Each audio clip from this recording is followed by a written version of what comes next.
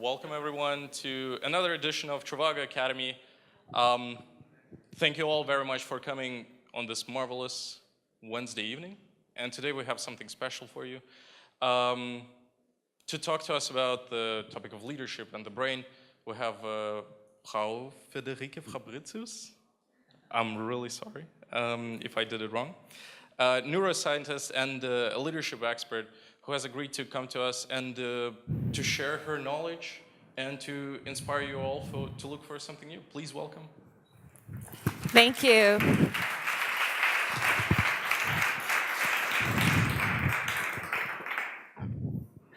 How many times do you have to tell your partner, I love you?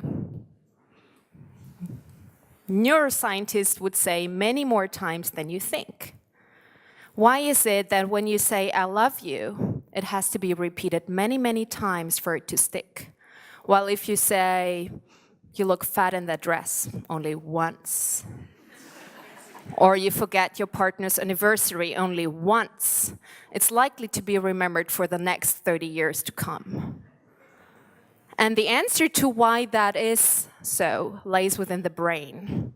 I'd like to show you how the brain works, that's the topic tonight, and also how you can use that knowledge to improve your relationships, both at work and at home. This is very interactive. I don't have any slides. I have a plan what I'm going to talk about, so don't worry. But at any time, please ask questions, challenge me. If it's too slow, too quickly, anything, just let me know. I'm going to adapt. So, we are very interactive here. I'm happy about questions unless, they're really away from them. I have this little microphone, and if somebody has questions, I'm going to throw it at you.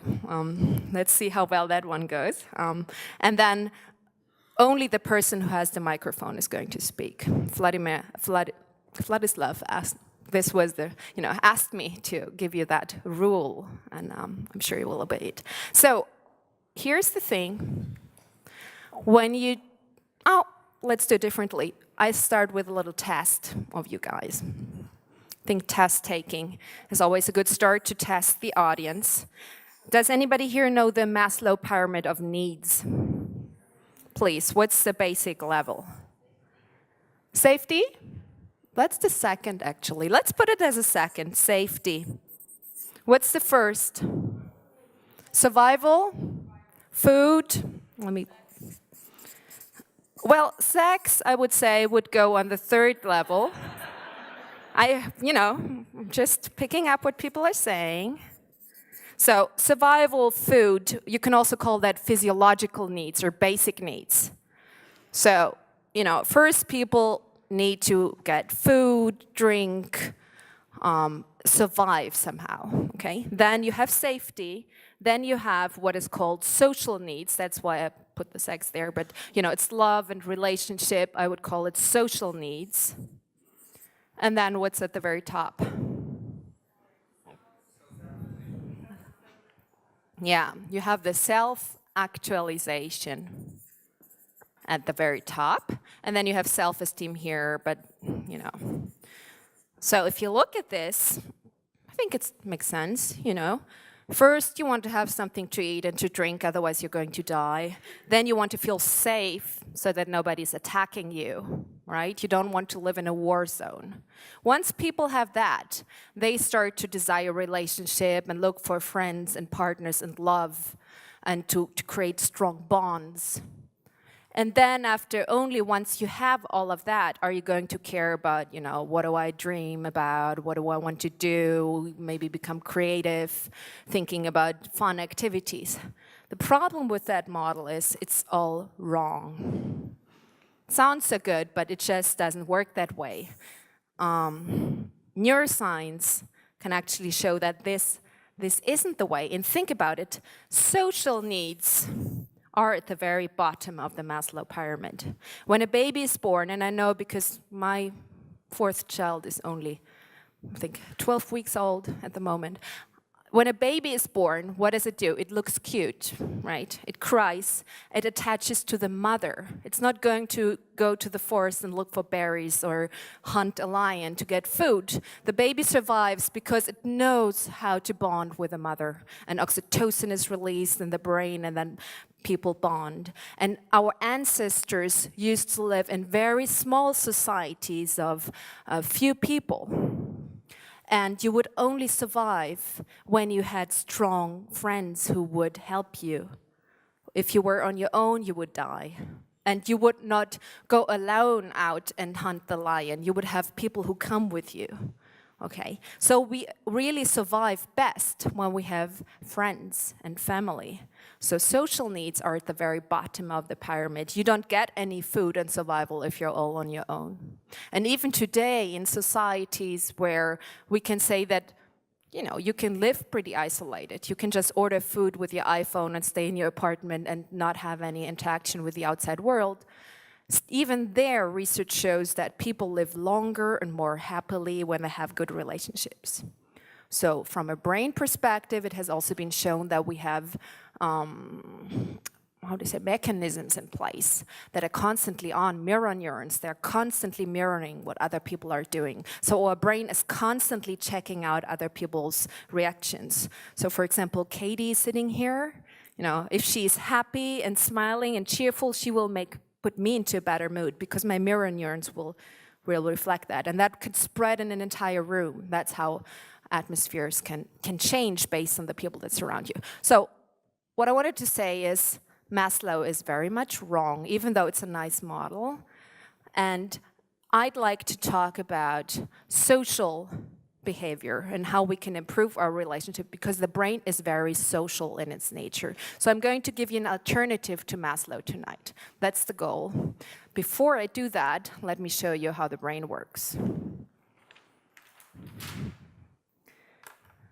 Whoops, I'm not an artist. I'm going to paint a brain. You have to imagine it from the side, cut in half, like this. Here would be the eyes. When you take a look at the brain, there's a part of the brain that's called the prefrontal cortex. The prefrontal cortex is what we use for rational, analytical thinking, decision-making, all kinds of higher cognitive processes. So when people have a well-functioning prefrontal cortex, they're often very successful in life. That is the part of the brain that is also used for delayed gratification and inhibition of unwanted behavior. So if you rather work 8 hours and get a job done than just laying at home on the couch, it's your prefrontal cortex that makes you do that. You know, let's say it's a job you don't want to do and you do it anyhow. There was an experiment in the 60s where they had preschoolers of about 4 or 5 years of age, and they put them in front of one marshmallow. Okay, so you have the child here and there's one marshmallow, and then they would say, you can have that one marshmallow now, or you can wait for 15 minutes, and then you get 2 marshmallows. And then the researchers would leave the room and leave the child alone with the one marshmallow for 15 dreadful minutes, which can be a long time for a toddler to wait. And what they found is that, you know, some of the children, they just grabbed the marshmallow and ate it, and that's it. And some of them were able to distract themselves. They would sing songs, and they would run around in the room, and they would maybe sit there and stare at the marshmallows. There are pretty funny videos of these 15 minutes and how children creatively dealt with that challenge.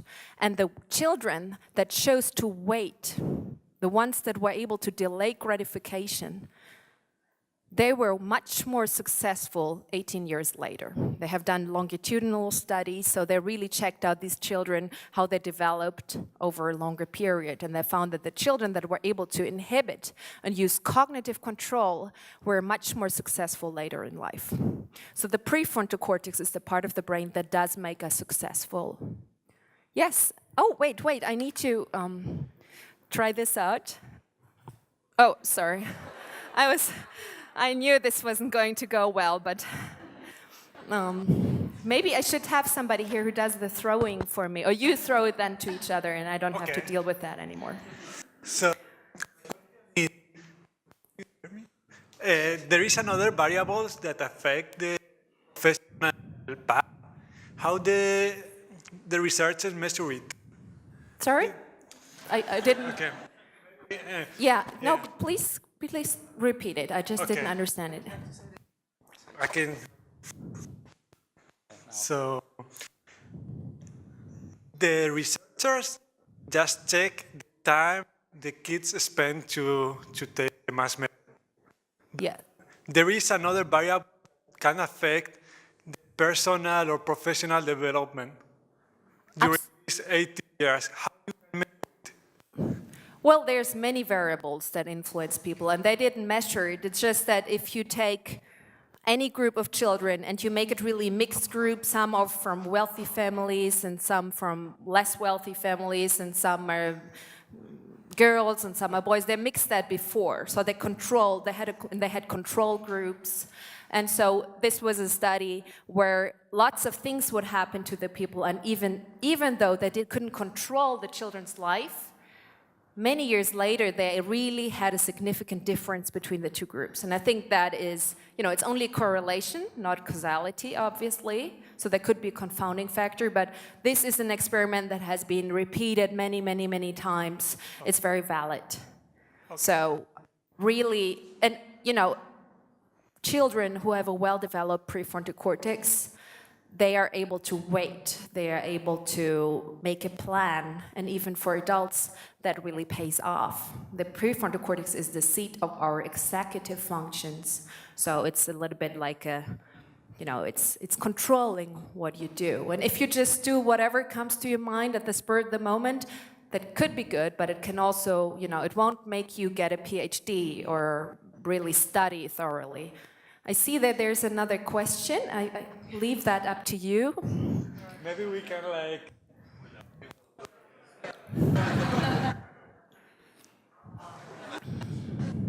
Well, if everyone believes in this, it's like you're saying success is genetic. To a certain degree. I mean, you can influence your prefrontal cortex. To everything in life, when it comes to the brain, there's always a genetic component.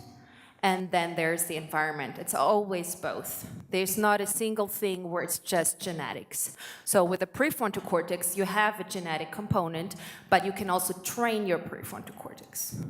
For example, if you do, even as an adult, if you do mindfulness-based stress reduction, which is a program for changing your brain during 8 weeks, you can actually train your prefrontal cortex to become more effective, and you will see that it becomes thicker. So you can even, after 8 weeks training, see how your prefrontal cortex increases. That is also pretty impressive.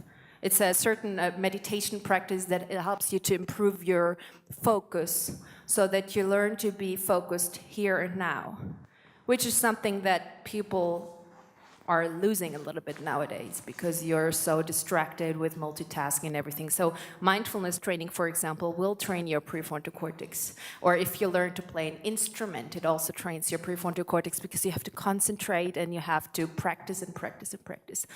But let me move away from the prefrontal cortex because there's more brain parts I like to introduce tonight. Or let me just give you one last thing about this. With children and with teenagers, this part of the brain is not fully developed yet.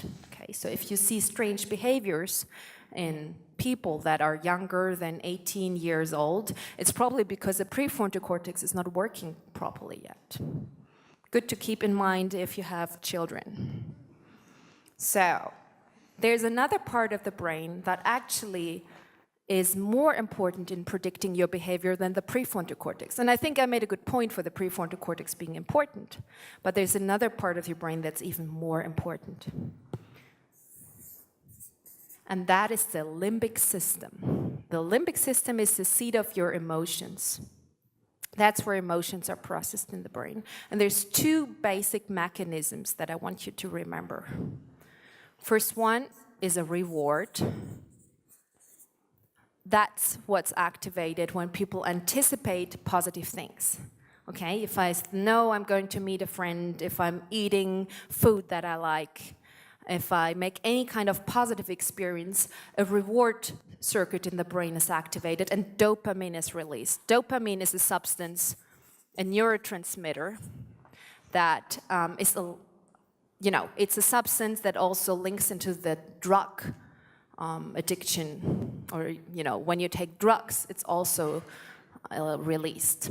What this means is that when you experience something positive, you need more of the same experience to get the same result in your brain. A reward comes quickly, so you have a burst of dopamine, but it also goes quickly. And the next time let's say you eat a piece of chocolate and it was nice, and you eat it for the first time in your life, it's the best chocolate you have ever eaten, and then you get a burst of dopamine and your brain says, hooray, what a great experience.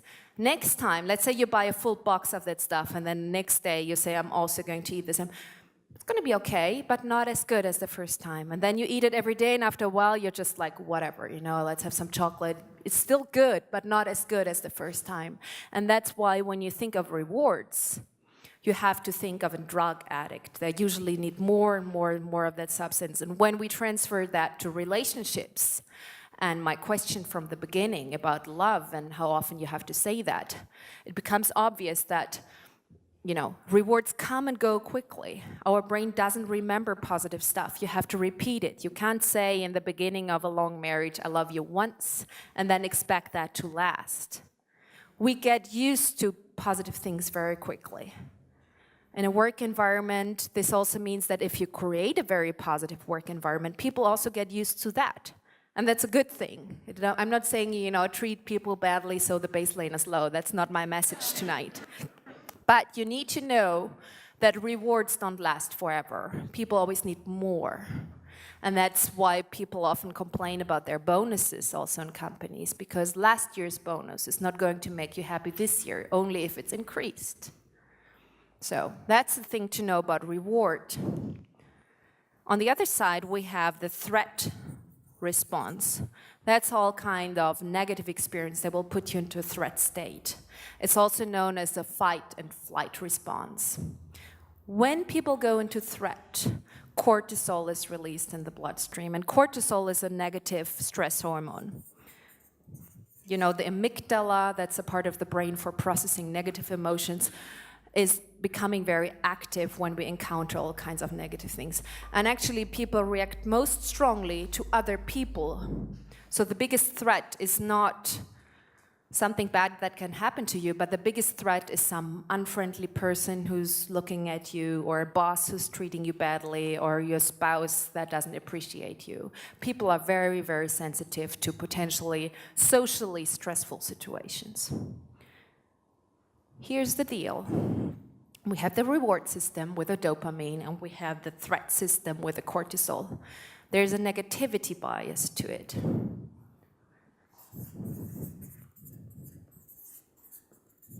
Our brain processes negative information 9 times more strongly than positive information. Think about it. That's really crucial for our behavior. That's why, let's say you have a feedback conversation with somebody and you say, you did this great and I loved how you did this and this and this, and you give that person 9 positive things, and then you say, and there's one little thing I would like you to improve. If you ask that person 1 year later what she remembers, it will be the one little thing to improve. We like to pay attention to negative things. Why is that so? Isn't that a little bit stupid? Shouldn't our brain be like a computer that, all information that goes in is processed neutrally? Wouldn't that be great? Why do we have that negativity bias? Yes, survival. Your ancestors have been sensitive to threat. Otherwise, you wouldn't be sitting here tonight. Because if you meet an unfriendly person once, you realize you need to stay away from that person. You meet that person again, you might be dead if you didn't realize. At the time when people were still killing each other randomly. But, you need to remember who your enemies are. Let's say I told you that there's a snake over there. Everybody would run away. You wouldn't double check. Is she sure there's a snake? Let's check it out. What kind of snake is it? You would just leave and run. Whereas if I tell you we have great stuff in the fridge, you can take some drinks. Okay, that's nice, but it doesn't make you run to the fridge, right? We learn best from negative experience also. Aversive learning is the strongest form of learning. It's enough that you see somebody else make a very crucial mistake for you to not make that mistake. You don't have to touch the stuff yourself. It's enough that you see somebody else getting burned, and then you will stay away from that. We are very sensitive to negative things, and that's why if you cheat on your partner once, this is likely not to be forgotten, but all the positive compliments you do and all the positive things, you know, they can fade away rather quickly.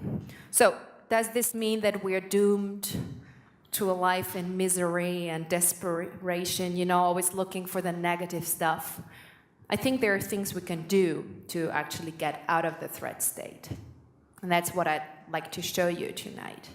Before we get to that, I'd just like to show you one correlation that I find rather interesting. When you look at brain research, you should never look at these regions in isolation. You always look at how brain regions interact with each other. And there's lots and lots and lots interactions between the prefrontal cortex and the limbic system. Those two communicate a lot. And unfortunately, or not unfortunately, but you know, not many connections are going from the prefrontal cortex to the limbic system. So for example, if you try to suppress emotions that you don't want to feel, it's very hard.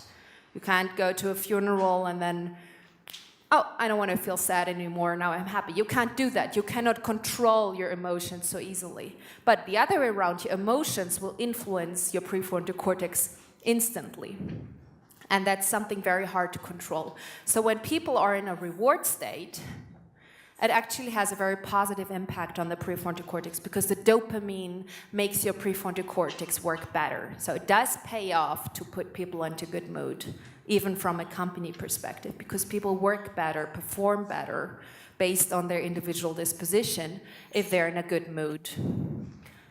Whereas when people are in a threat state, the prefrontal cortex more or less shuts down. You can't think straight anymore because in an emergency situation, you don't want to think of 10 creative solutions to the problem. You just run.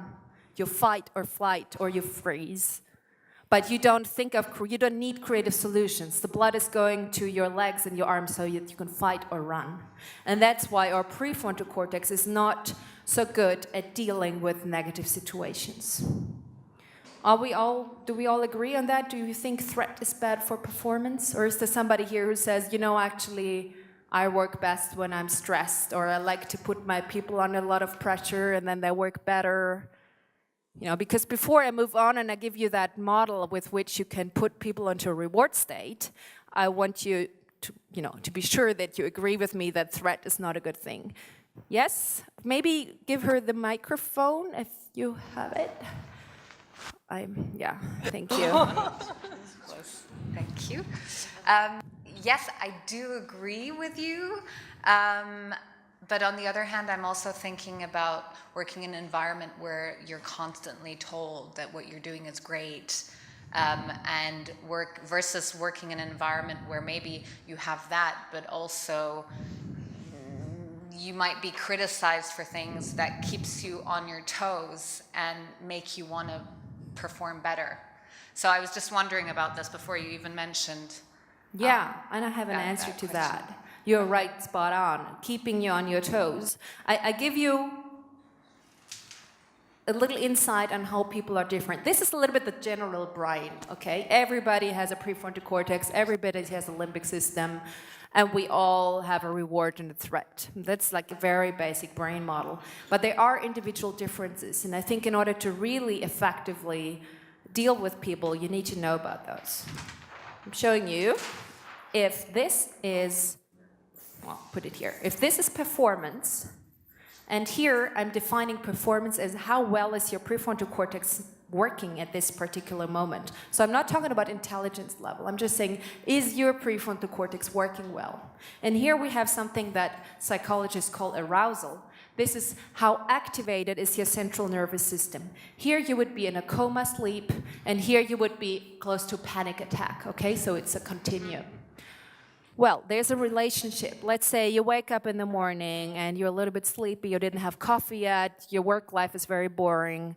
your performance is going to be rather down here. And then maybe you get to the office, some challenges, some colleagues, something happens, and your brain gets more and more activated, and your performance will increase.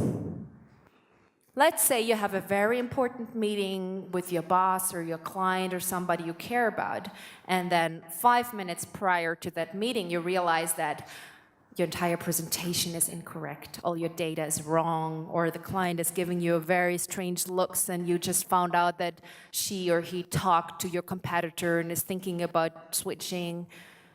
This might put you over the edge.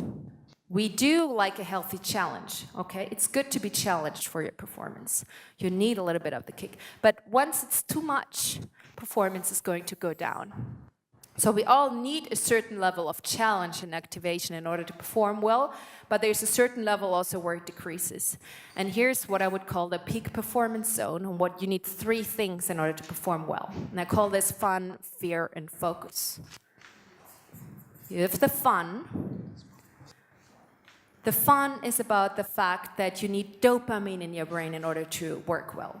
I'm not necessarily talking about the after-work fun or the party at the office. I'm talking about fun that is related to your task. So you should enjoy your work. That's when you work best. So we all need the dopamine in order to have a well-functioning prefrontal cortex. We also need the fear. And the fear in this case is noradrenaline.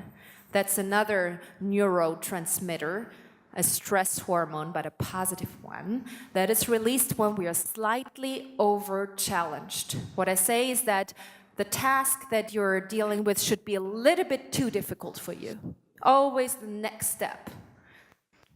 When I make keynotes, I always try to think of new exercises I can do with the people or new ways of presenting.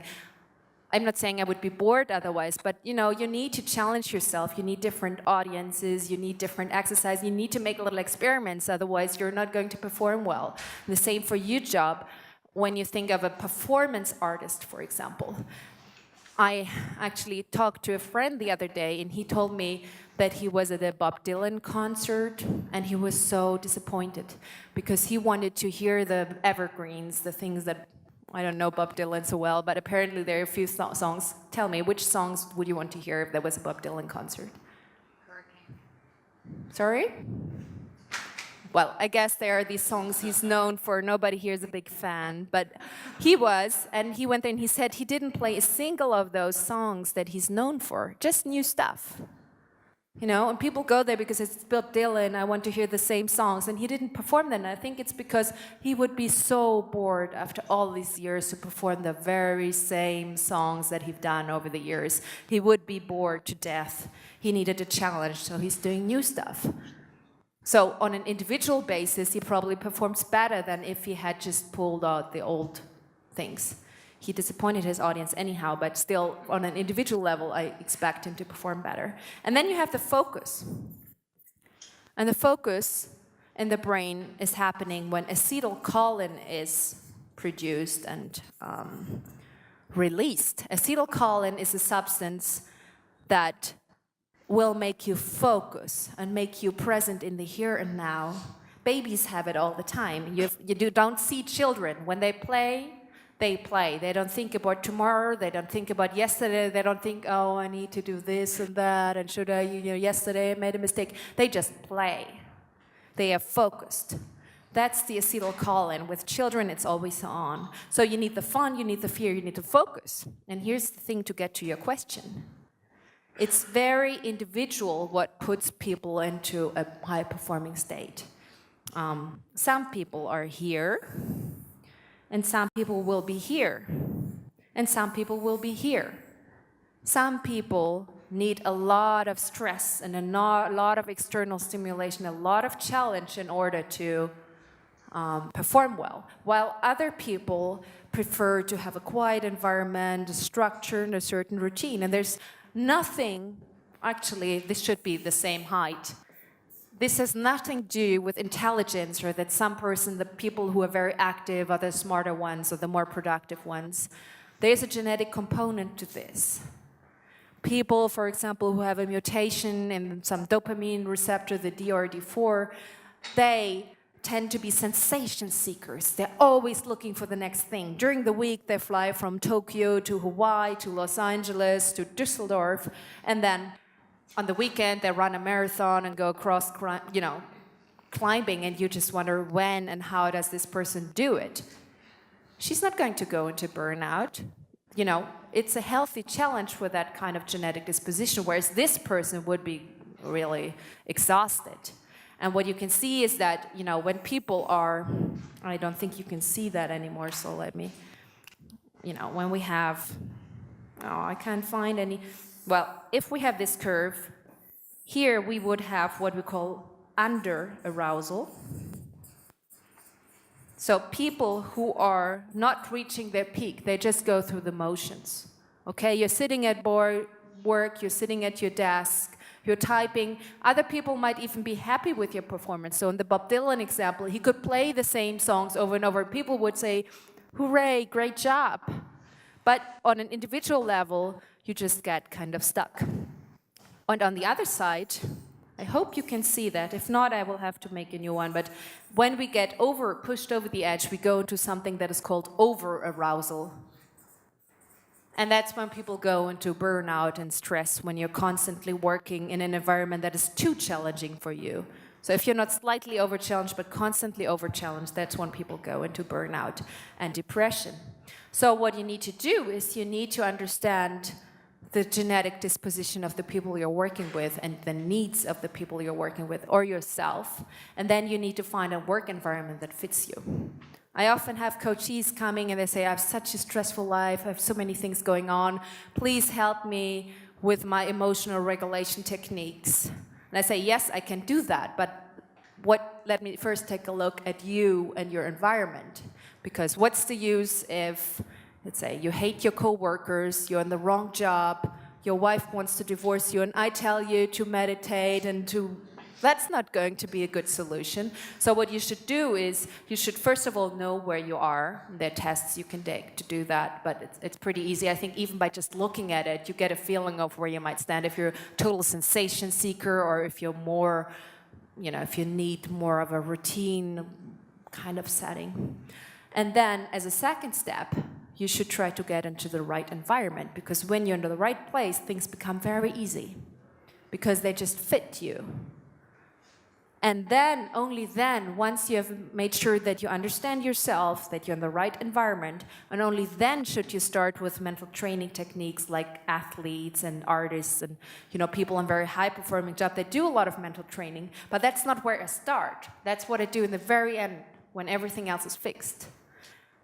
Let me ask you, I told you about these crazy sensations, they're not crazy, but these very high-performing sensation seekers, also called dopamine junkies. And let me ask you, what kind of jobs would you find them in? Where would these people excel? Sorry? I didn't hear sales? Who didn't say that? You have to... Yeah, but I'm starting with the sensation seekers. Where do we find them? Artists. Yeah, artists, sports, police, firemen, exactly. They work under a lot of pressure, and they can do that over a long period of time. Journalists who are very flexible in their work style. Also, brokers, very good investment bankers. Yes? Management boards. Oh, yes. I work with a lot of those, and almost all of them are here.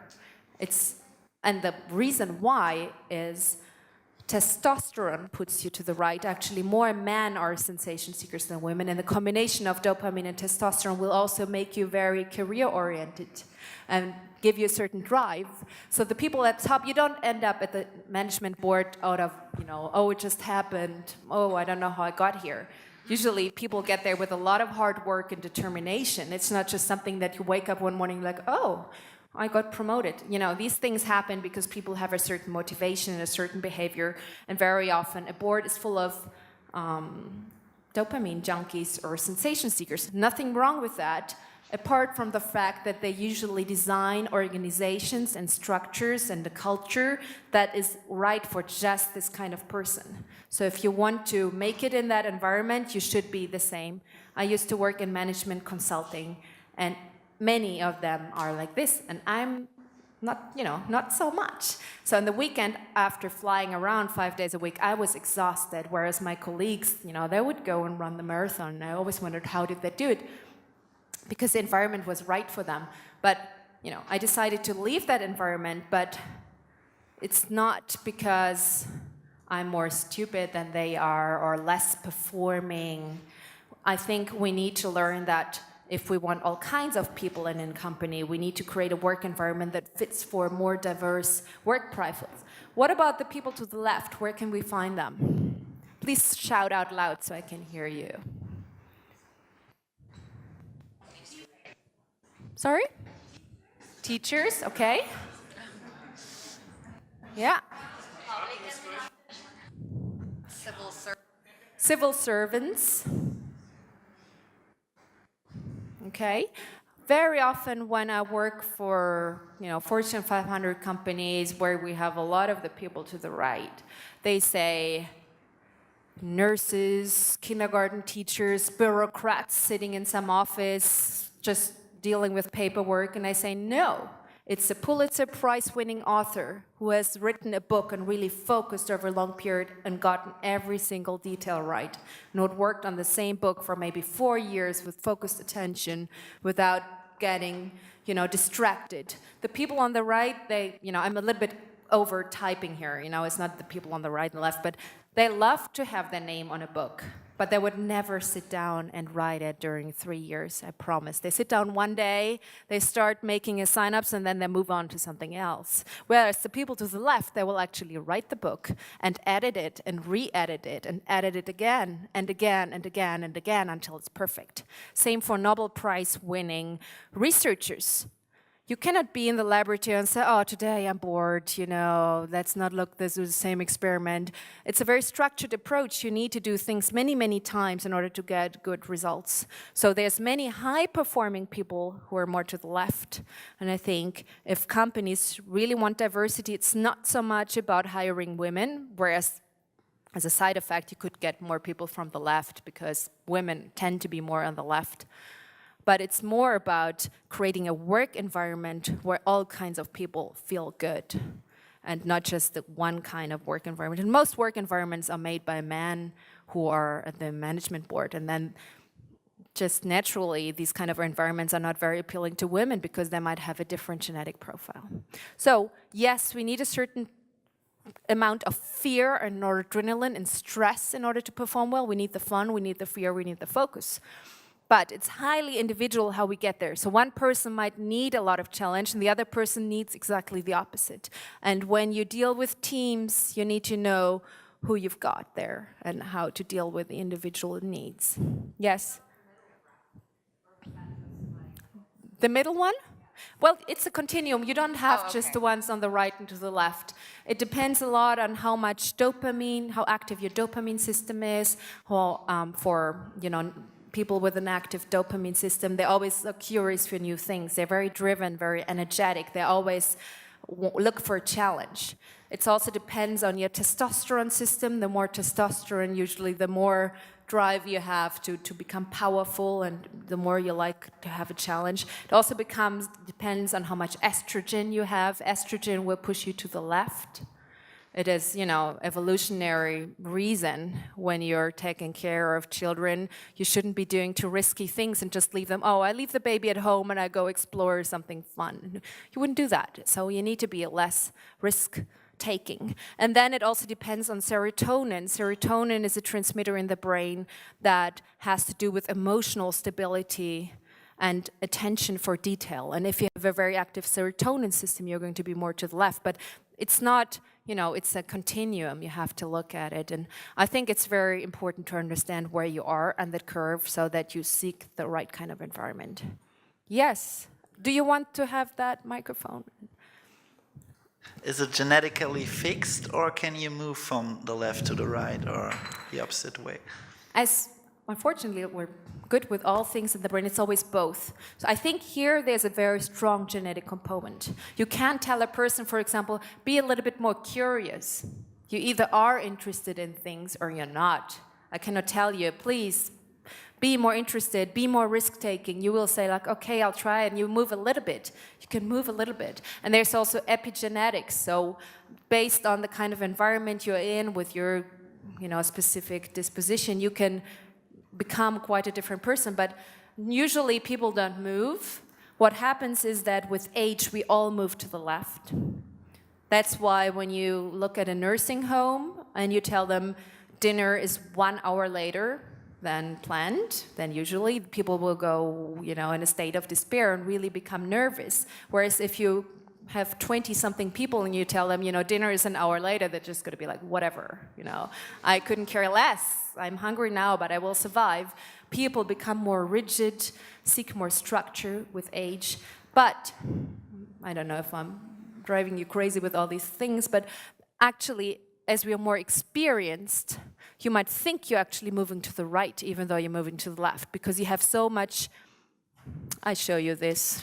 Stop me whenever you want, but there's a part of your brain that's called the basal ganglia. Okay? That's where your experience is stored. That's where your habits are stored. That's where your lifetime experience is processed. So, to make it illustrative for you, first time you drive a car, you do it with your prefrontal cortex. Okay, you think, oh, how do I have to move the wheel? I have to push the brake. How do I do that? You have to concentrate. You wouldn't even think in your dreams of talking to a friend while you're driving or eating a burger while you're driving. You really have to focus because you're driving with your prefrontal cortex. After 10 years of driving, you feel like you can do almost anything while driving. At least you feel that way. Because you're driving with your basal ganglia. You can listen to the radio, you can speak to a friend, you can do all kinds of, I'm not advertising here to do crazy things while you're driving. I'm just saying it feels as if you can do a lot of other things. That's because most of the driving is done with your basal ganglia. That's where your habits are stored. How does that relate to our curve? As we get older, yes, we get stressed more easily, but we also have a lot of more experience. Our basal ganglia are full of things. So when you do your job, you won't get as stressed easily by challenging situations because you've seen it before and you have dealt with it before. So this is not the only thing that determines your behavior on Earth. You might move to the left, but it won't make such a big difference because you're actually an expert at what you're doing and your basal ganglia will protect you. So much about reward and threat and how much challenge people need. Oh, I have a question here and I'd like the microphone to magically move over there.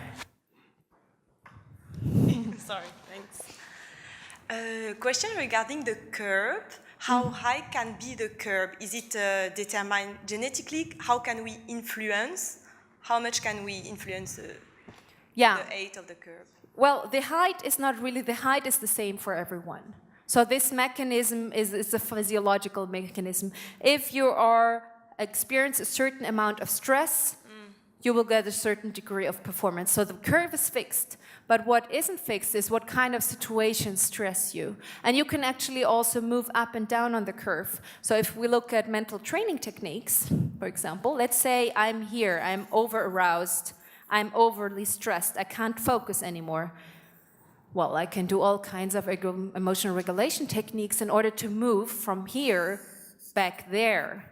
The same way, if I'm totally bored in my job and just going through the motions and, I'm bored out, I can find challenges and develop my skill level so that I move up. So there are things, if you find yourself bored at work, you can do things to spice it up. You can seek challenges. You can increase your skill level. That will put you into flow more easily. Or you can find ways to work with stress. So even if there's a genetic basis to it, it doesn't mean that you are doomed to be in a certain state.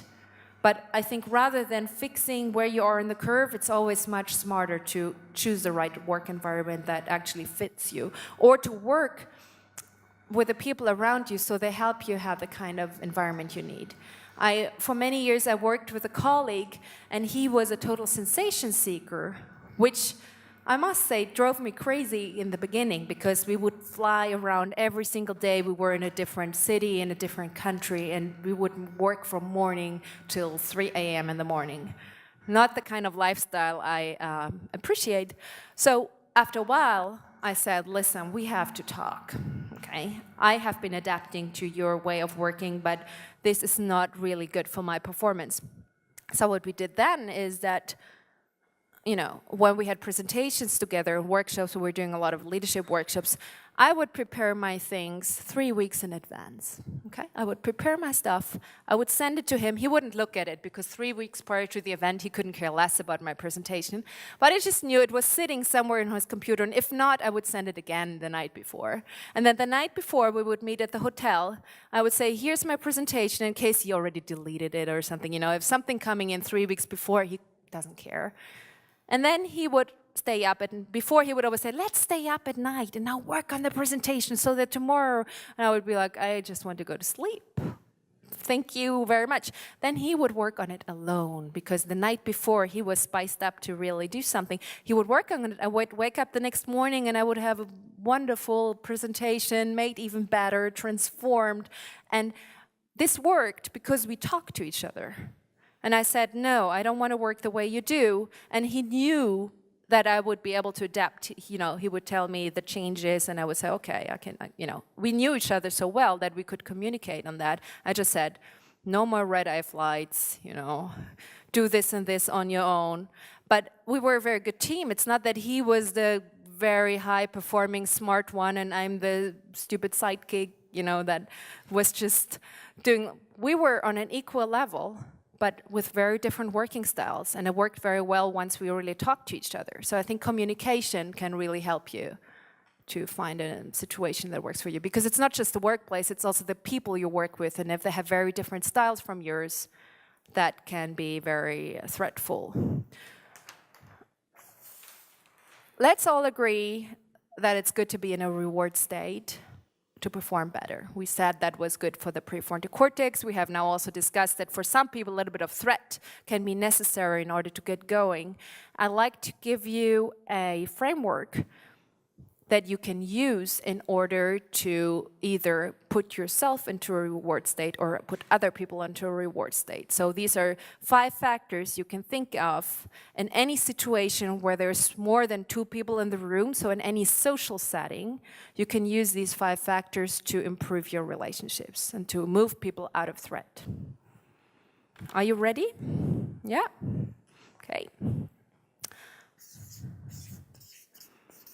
It's called the SCARF model. It was developed by David Rock. What it does is it gives you 5 things based on social behavior that you can change to get into reward. First thing is status. When I say status, I don't talk about the expensive watch, the expensive car, and the higher bonus. Not necessarily. It's about how do you make people feel after they interacted with you.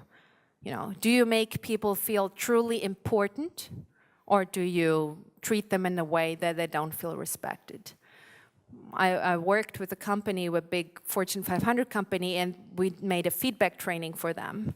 And I heard so many stories from employees who said, you know, my boss, he had my yearly annual review, and he was reading it out to me when we had our feedback conversation, the one that you do once a year where you get rated from 1 to 5. And he talked for half an hour, and then he realized that he had the wrong review of another person. It was mixed up. That's the kind of behavior, and I've heard that story several times, so I didn't make that up. When people don't really care about the people they're working with, you feel it, and things like that happen. He read out the review and didn't even notice that that was a different person sitting in front of him. It's about when somebody comes to your office and wants to talk to you, are you going to continue writing emails while you say, oh, yeah, well, I'll talk, or will you stop that and talk to the person, look at them? It's more, you know, I'm not talking about faking it like the salespeople who, when you come into the store, they try to take a look at your credit card when you pay, and then they start repeating your name every 30 seconds. And it's like, let me help you with that, Friederike. Oh, do you want that dress? You know, they do it on purpose. They're trained to say your name all the time. because they, it looks as if they care for you on a personal level, when in reality it's just a trick. This model is more aimed at really thinking about people, not pretending to like the person you're surrounded, but to really make people feel important. That's something we all want and need. The second factor is certainty. The brain is constantly trying to anticipate the future. We have such a strong limbic system because when you make a negative experience, you will try to avoid that doing that thing that put you into the negative experience in the future. And when you have positive experience, your brain tells you, do more of that, it's good for you. I once did a workshop where we told people how to let go. A lot of people, the company was going through a lot of economical pressure, and they had to let go thousands of people, and they had to train their managers on how to do that. It was a pretty tough task. And what we found out is that, the message itself that you're going to lose your job is not so bad. It's the uncertainty of not knowing whether you will keep your job or not. It's the same that people who have cancer, they will tell you, the moment I got my diagnosis and knew what I was dealing with was a relief. But the time waiting for a diagnosis and waiting for the test results, that really drives you crazy. People crave certainty. We want to know, am I going to keep my job? Are things going to stay the same? We want to have a certain control over our future. That's important to us. So when you talk to people and you can't really give any specific information, you should give them process safety. If you can't give them content safety, you should give them a process. You should say, I don't know what's going to happen, but here's the steps we're going to follow. That's what airports and airlines do. For example, when people are missing and the plane crashed, they're not going to say, we haven't found any bodies, we don't know where the airplane is. They're going to say, here's the hotline, here's the person you can call if somebody from your family is missing. This is the process we're going to do. People always give you process when there's a lot of uncertainty, and that actually helps us. The third one is autonomy. People seek autonomy. There was research where they asked people who started their own company, why did you do that? Why do you want to have your own business? And they would say, I want to have more time for my family, I want to have more free time, I'm overly stressed, things like that. And then a few years later, they were looking at the people who still had their own business, and they were measuring the cortisol level. And cortisol is a stress hormone that's related to being overly stressed. And they found that these people worked more hours, but they felt less stress. Why is that so? If your boss asks you to finish a presentation until 3 a.m. in the morning, you're just, it's stressful and you didn't choose it. But if you say, it's my own business, I want to do that for my client, you stay up until 3 a.m. and you actually feel energized. When people are in control, they feel less stressed. That's the number one stress protection factor. You need to take charge of your life. You need to do something. Whenever people are in a passive role, they don't feel very well. Whenever you take an active approach, it's going to improve your well-being, no matter what the situation is. We need to feel in charge. The next one, let's say, who of you likes sports? Anybody here? Okay. Imagine researchers invite you, what's your name? Katie, yeah. Researchers invite Katie to the laboratory, and they will say, listen, you're going to lie in the brain scanner, and you're going to play a game of cyberball. So what you do is you have a joystick and you have a screen, and on the screen you can see 2 other people, and you're told that these 2 other people are also in brain scanners in different rooms, and you're playing together. So what you're looking at is like a cyberball game, and people toss a ball back and forth. So Katie, she would have a joystick, and she would toss that ball back and forth with 2 other people and see that on the screen. Everything's going well, it's a lot of fun, you have a little video game going on there, and after 10 minutes, suddenly, the 2 other people always toss the ball to each other, and Katie is kind of running behind and trying to catch the ball, and they just start to relate more to each other, and that is when researchers simulated a situation of social exclusion. And what they found in the brain it looked as if that person was in a lot of physical pain. They actually found a brain response as if we would have tortured Katie and the brain scanner. Social exclusion is processed by the brain like physical pain. Social pain is like physical pain by the brain. There's no difference. You cannot see it by the activity patterns in the brain scanner, whether you have somebody going through a situation of social exclusion or having somebody's arm cut off. And it also works the other way around. For example, if you take Tylenol, some kind of medication, so you don't feel the pain, it actually releases, so it helps you to feel less social pain. So when you have a heartbreak, a heartache, it helps to take anti-pain medication. Yeah, there's a lot of relationship between your body and your mind. It's not just something esoteric. There's actually a lot of communication between your body and your brain. So what am I relating to? It's something called relatedness. We all want to be part of a social situation. We all need friends. We all need family. We all need somebody to love and to care about. We don't want to be alone. That's a very basic need. So on the Maslow model, this would have been the third step, the social needs. I think it's a very essential need, and it's not just something that people care about once everything else is met. We need to be part of a community, because otherwise it would have been our death sentence many years ago, when people still fought against each other way more violently. The last factor I'm going to give to you tonight, let's see, who do I have here? Felicia, yeah? What's your name? Peter. Okay, I will give Peter €100. Just imagine, okay? Yeah, €100, and then Peter gets to share it with Felicia and make her an offer. So you can offer her whatever amount of these €100 you like. And then she can either refuse your offer, then all the money goes back to me, or she can accept it. So please make her an offer. Yeah. Yes, you both know the rules. No, you're not asking, you're just offering, that's all. Use the microphone for the offer. Oh yeah, where's the microphone? Good thing. I need somebody to take care of that microphone. Yeah, good, please. I'm going to say €40. €40, okay. Felicia, please give her the microphone or share it. So if I refuse, it all goes back to you, right? Yes. That's what you said. And then you play it again. And then and then again. Yeah, get another we can chance. do that 100 times. Okay, yeah. so I refuse. You refuse. Free Yeah. money. She just refused €40. You can have nice dinner for €40. She didn't work a second. She was just sitting here, offered free money, and she turned it down. Isn't that absurd? Free money. That's the kind of setup. It's called the ultimatum game.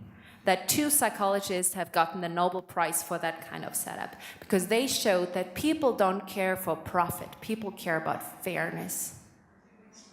People maximize fairness and not profit. So when people fight about money, it's not about the money, because most people in our societies, they have enough money to survive. When people fight about money, it's always about perceived fairness. What kind of deal would you have liked to get? When would you have said yes? I was expecting to maybe say 50-50, so €50, and I would have accepted that. Yeah. And that's what most people do, and they refuse. She's refusing early. Many people accept up to €20, and then when it goes below that, they refuse, because it's perceived as a very unfair deal. But what we perceive as fair is normally a 50-50 deal. So people will refuse free money if they don't perceive the offer as fair, which really changes our perspective of the economical system, because most economical theory, they are based on the homo economicus. They think people maximize profit. If there's €1 laying here on the floor, would you pick it up and take it? And, yes, you would. It's free money. You don't have to work. People want the money. But as soon as there's a social setting, people will refuse free money if they perceive the deal as fair. And they will even pay money to get back, to an unfair player. So if you play this several times and you have the feeling that he treated you badly, later on you might have the chance to pay money so he gets electrical shocks, and then you will, maybe she wouldn't do it, but many people in these settings, they would actually do that. They would actually pay to punish a person who didn't give them fairness. And I think it's important to understand these 5 factors, because in most cases when there is a problem in a relationship, either at work or at home, it's one of these 5 things. You can always boil it down. Yeah, okay, it's working. What about if the amount were to be a lot higher? Let's say, in this kind of role play, I think it's probably quite difficult to do that, I suppose, but if you said 5 million euros... Yeah, I mean, if you're invited to a laboratory and then you walk out of that with 2 million, I think you would just take it. Yeah. And that's why they don't do it. Because they would just do it with one person and then they don't have any money. So obviously this has not... There comes to a certain point where you just take the money and say, whatever, I don't care about that relationship. Another interesting thing, and this is the last thing I'm telling you tonight, they also did this experiment and they introduced oxytocin into people's nose. And oxytocin is a substance, a neurohormone, that is released when people fall in love, when people bond. When a baby is born, oxytocin is released both in the baby and the mother, and the father, so they have a strong bond.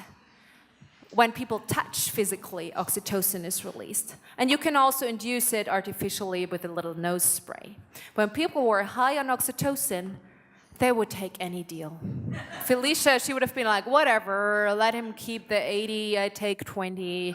People become a lot more generous in sharing when they're high on oxytocin. And you should think of what that means. It means that when people have a very good relationship, they tend to share with each other. I don't think that, at home, you don't count the hours that your partner is washing dishes when you share money. You probably don't say, oh, we went to dinner together and now you worked so many hours, so you pay that part. You just share your money in a family, okay, regardless, in a positive situation. You share the money in a relationship and you don't count. You don't sit there and say, I gave you, I did this and you did this and I did, you share. So when you have a good relationship with people, you tend to be a lot more permissive. You also make better deals. That's why salespeople always try to build a relationship with you, because they know that then you will buy the more expensive product or you will not be as tough on the negotiation. I'll leave you with those 5 factors. I think they can help you build good relationships. Another thing to tie back to my question from the beginning of how many times do you have to say, I love you? To counter-effect the negativity bias, researchers have actually found it's 5 to 1. There was a researcher, his name was John Gottman. He was looking at couples in the laboratory, and based on a 10-minute interaction between the two, he could predict whether their marriage was going to last or fail with a 90% probability, which is pretty impressive. I mean, he could predict who would get divorced because he was counting the positive and the negative interaction. And when there was, on average, 5 times more positive interaction between people than negative, they would stay together. I'm done. Thank you.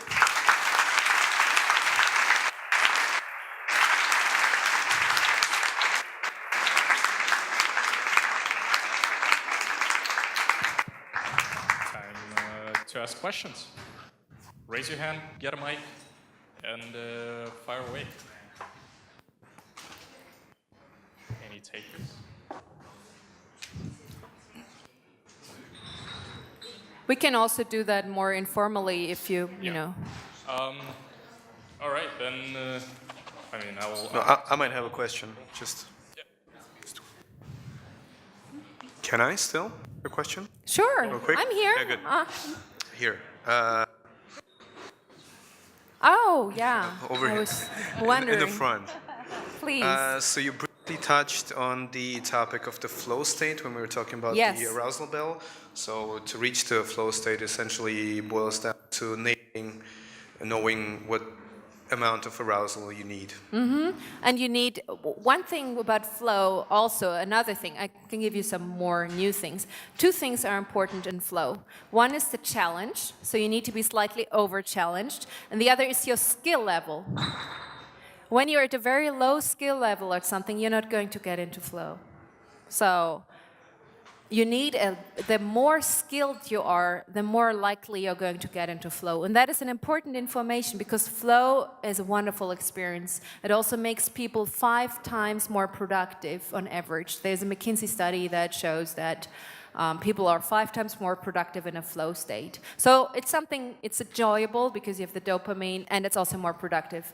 But 20% of all Americans don't ever reach flow. And I think it has to do with their skill level. When you're an unskilled worker and not very good at what you're doing, you're not going to get into flow. So what you need to do in order to get flow is you need to either increase your skill level or increase your challenge. So you always, if you want to get really good at something, increase your skill level, increase your challenge, and you will get into flow. Thanks. You're welcome. Yes, please pass. You take care of the microphones. What it always astonishes me is when we have negative events, our memory will be like quite selective. When you think back, for example, after 5 or 6 years, you say, well, actually, it was not so bad. So it's very interesting, and for me, because we say that we remember, like, I mean, it's 8 times more impactful. The negative events are more impactful than positive events. How memory works to have this selective, positive... I can tell you.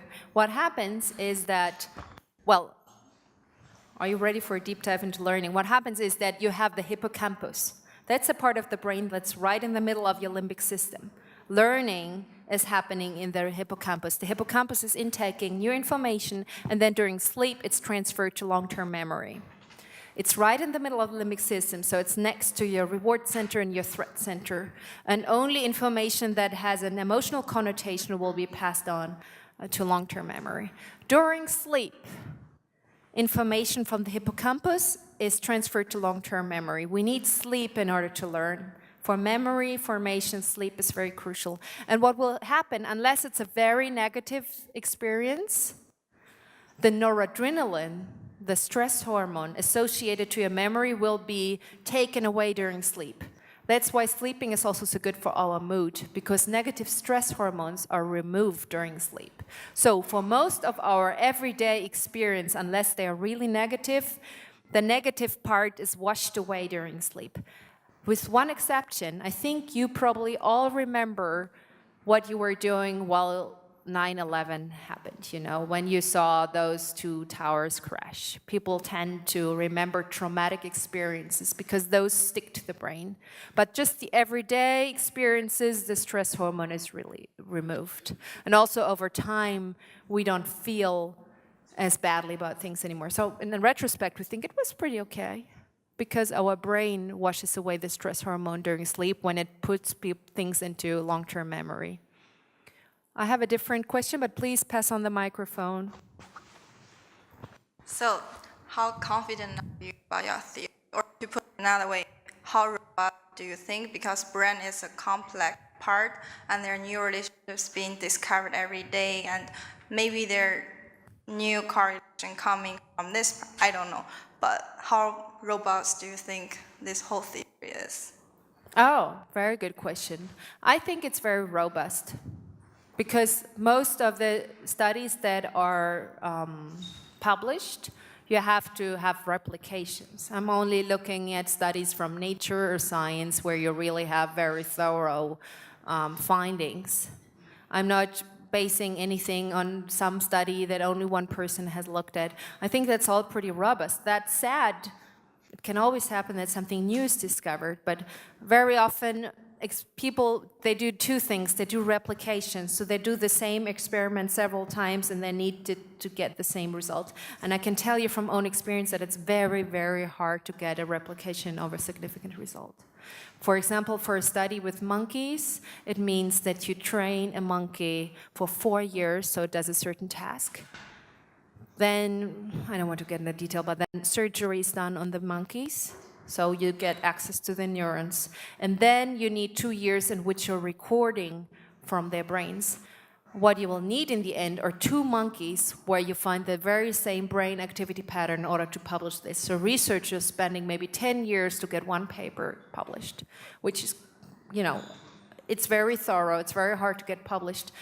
And another thing that they do is that, for example, you do 1 experiment on monkeys with electrophysiological measurements. So you put electrodes, for example, into the brain. And then you do the same experiment with human and you put them into a brain scanner. And then you do the same experiment with other human and you use EEG. There are so many different methods with which we measure the brain. And very often what you do is that you do the same experiment using different methods, different people, you know, with the same setup. And that, I would say, you know, it cannot happen by chance that you get the same brain results in so many different settings. Yeah, yeah, please. To what you said. Sorry, something. This? Yeah, sorry. The best time of the day to make a decision, special tough decision, would be in the morning after having good. I agree. Yeah, the best. Well, with decisions, it depends. Well, first of all, I would say yes. You know, you have your entire willpower in the morning. The prefrontal cortex gets depleted over time. So if you've made a lot of decisions, you get into something that's called decision fatigue. And you're just kind of, your head is turning, you're thinking like, oh, 1 more decision or whatever. So we do have limited resources for decision making. When you have done too many decisions, after a while, your ability to make good decisions decreases. That's part 1 of my answer. The second thing that's very interesting about decisions is that it does make a difference whether you're an expert or not. Why is that so? I told you about the prefrontal cortex. I told you about the basal ganglia. The basal ganglia is where experience is stored. Experts have a lot of information in the basal ganglia. When they make a decision, they don't need to use their prefrontal cortex anymore. They can make quick, intuitive decisions, and it will be wonderful decisions based on the input in the basal ganglia. So let's say a firefighter who has done a lot of training, he goes into a burning house, he makes intuitive, quick decisions, and they will be the right one. I go into that burning house, I will do whatever, but probably not the right thing. I will put water on the oil or whatever I think in that moment, and I won't take good intuitive decisions. Only experts make good intuitive decisions. What this means is that it's much easier for experts to make a decision and less stressful than for beginners. So in a company, you should always think, is the person making a decision a young person who still has to learn? Then you need to give them a lot of fact and time because their prefrontal cortex needs to process the problem. Whereas if you have an expert, give them limited time, not all of the information, just let them make a quick decision based on gut feeling, and it will be a good one. Okay. So beginners, people who are new in a situation, they will be fatigued more easily than somebody who is used to the situations. Yeah, so it's actually a good thing to trust your instinct when you feel that it's coming up when you're making But only if you're an expert, and that's the thing. We also have instincts when we're not an expert. Yeah. We think, oh, I just had this hunch. It might just be a bias, because your brain is doing a lot of subconscious processing and depends on what you have in your basal ganglia. That's why in the military, in the police, in all of these jobs where you need to make quick, intuitive decisions, you have something that is called overlearning. You practice and you practice and you practice and you practice and practice to make sure that the right kind of stuff is in your basal ganglia. Okay. So if you're an expert, trust your intuition. If you're not an expert, maybe double check. Okay, thanks. Yeah. Please pass on the mic. Oh, yeah, that's a new approach. I'm going to use this one. So the question I have is about, is there any way to enhance the performance? I'm talking about like just substances. The common drug is we use is caffeine. Some people, use some like Adderall for attention improvement. Does it actually affect, your states?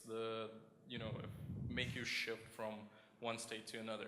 Absolutely, drugs work. I don't recommend them because they have, first of all, your reward system gets used to them, so you might get into an addiction. You need more and more and more of that stuff.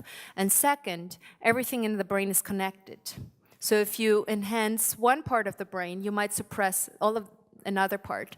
For example, to give you a very tragic example, a lot of people take in antidepressants. So they take selective serotonin reuptake inhibitors. They actually increase the serotonin in your system, and serotonin is a mood stabilizer. That's great. They don't kill themselves. It's good, okay? I think if you're going to kill yourself or if you're very, very sick, you should take those drugs. But if you take them over a long period of time, they will suppress your dopamine system. So you might not be depressed anymore. Your mood might be stable. You don't kill yourself, but you don't fall in love anymore. You are not curious anymore. You're not seeking out new adventures anymore. It will impact your dopamine system. All of these substances in the brain, they don't act in isolation. And if you trick with one of them, you're messing up maybe the other system. That said, they're natural brain boosters. Physical exercise is the best possible thing you can do to your brain and your performance. To give you one idea, sleep is very efficient. There's also regulation techniques you can use that athletes and performing artists are using to get just right in the zone. So there's mental techniques you can do. You can do that, but they are mental techniques. As soon as you induce something chemically, you always have the problem that it might affect other brain systems that you didn't want to change. Yeah. I have a question. Yeah. I'd like to return back to this example with the firemen. So they're really experienced, they know how to deal with the situation. What about if we have a president, like newly elected, he's not used to it, to the tough situation, and he has to decide whether he will, I don't know, send his army somewhere or not. And he's in the stress, so he has to deal with the risk. How does he trust to his experts? Because he has experts, of course. Does he trust like immediately, or like because he's in this under pressure and he doesn't know how to react quickly because he's never experienced that? Or is their brain working a bit longer and processing, or how does this decision making going on? I think it depends on the president. We're talking about the kind of brain activity. It's highly individual. I think it's a smart choice to have experts in place and to trust their intuition. But, you know, you better, I would have the preference to have a very experienced president who has a lot of experience in politics to make good decisions. That would be my preferred choice. I don't know if that's answering your question, but you know, it will depend a lot on the personality. I think Angela Merkel probably deals with that kind of situation way differently than Trump. So how can I give a general answer? Some people are good at trusting the experts and other people will just do no matter what. Trump, for example, I think he has a serious problem with executive control and inhibition and delayed gratification. He's going for everything. You know, all these tweets. I don't think there has been a team of experts advising him on those, so he just can't help it. And that's very dangerous in such a powerful position. Okay. Yeah, I often get that question to say, what's going on with Trump's brain? So I've been thinking about it. No.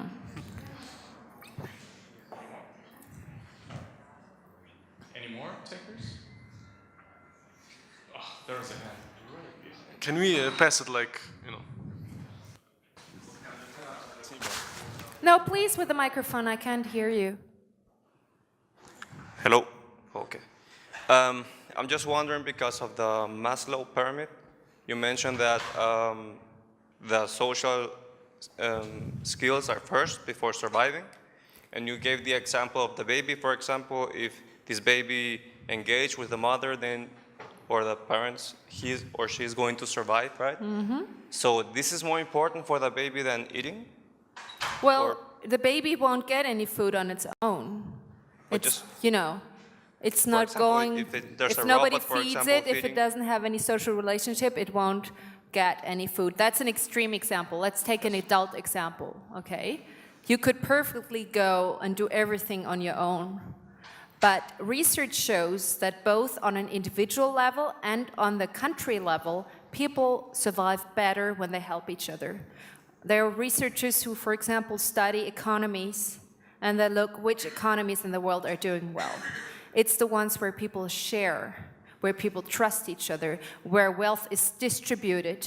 It's not the countries where everybody's on his own and where you fight against each other and everybody just looks for his own best. When people share and collaborate, everybody gets more.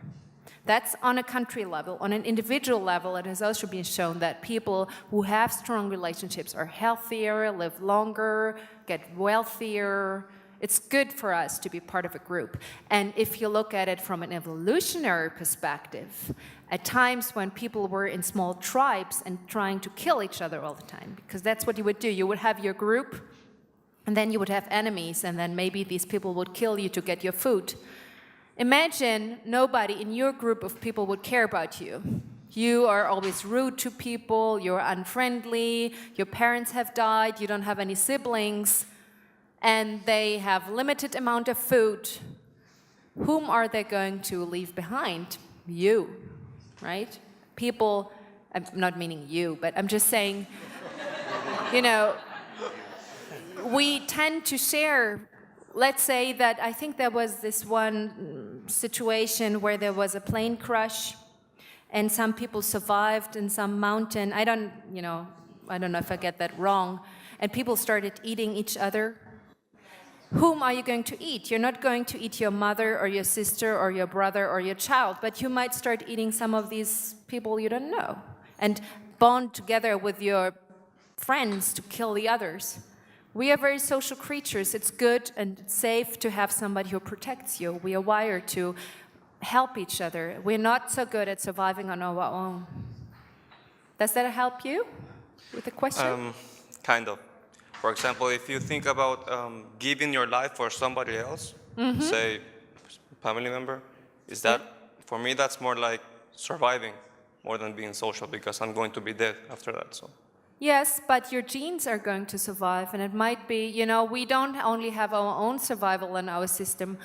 I would die for my children, and that is a good thing from an evolutionary perspective, because my genes will carry on and they will reproduce. So I think survival is not only to be looked at from an individual perspective, but also from an evolutionary perspective. Okay. Yeah, but you don't have to agree with me. I'm just looking what research. No. Maslow pyramid was a basic lessons on the marketing. So I would love to see a discussion between you and my marketing professor. That's all. But I mean, I get the idea. Yep. Thank you. Thank you. All right, let's wrap it up. No. Please, can you? Oh no, wait. I'll give her the mic. I have a question. A little bit going back to the game they played. The ultimatum game, yeah. So I'm questioning whether the experiment has the same results and what happens when you don't actually tell, because I think there was also some strategic planning involved, because they knew that they have another chance. So it was 40 and he doesn't get anything. It's quite probable that he will then give her 50 just so they both get it. Whether it's the same when they are just given one chance. Well, it's different, because in the one chance you don't have as much of a social setting. You are in the laboratory, you get some money, and then you walk out of the laboratory. What researchers tried to do in that experiment was to simulate a social setting. Usually in life, we tend to meet people again. Your business partners, or the people, your co-workers, you don't meet them once and then ever again. I think it was trying to simulate a social setting where you would look at fairness. Yeah. Yes. Does somebody have the orange microphone, or pass that one on? Hello. I have a question related to that. Is there a difference when you do that experiment with friends or family? Yeah, you give them more money. But yeah. Do they accept the unfairness more easily? Well, I don't think they count as much. You know, it's not, you don't take it so seriously. You know, because in the end, you know you're going to share the money anyhow. It's a little bit, it's not that when you give that money away, it's lost. So when people have good relationships, they usually are less sensitive to these things because they have a higher oxytocin level. But it's a good question. I mean, you could also say, how can my husband actually not give me 50, you know? The thing is that people then usually wouldn't even do unfair deals because they would naturally make fair deals, and then it's a very boring experiment. They always give 50 and you always accept the 50, and that's the fun. Okay, thank you.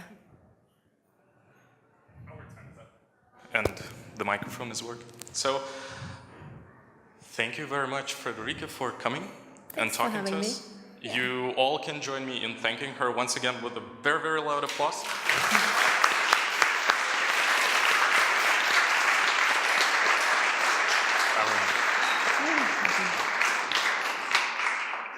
As for the small plug in the end, it just happened so that Friederike wrote a book about it. And for all the trivago peers, you know, you can find it starting from next week in our library.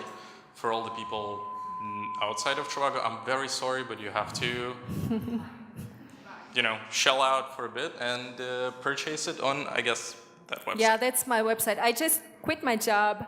So if you're trying to connect with me, there's lots of websites that are supposedly associated with me, but I'm not actually there anymore. So if you want to get in touch, you can either do that at LinkedIn or my website, which has very bad search qualities at the moment. I need you trivago people to tell me how to make it move up in Google.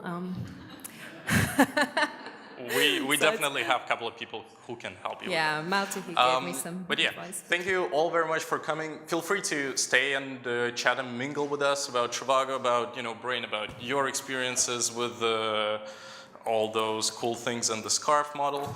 And yeah, thank you all very much and have a good night until next time.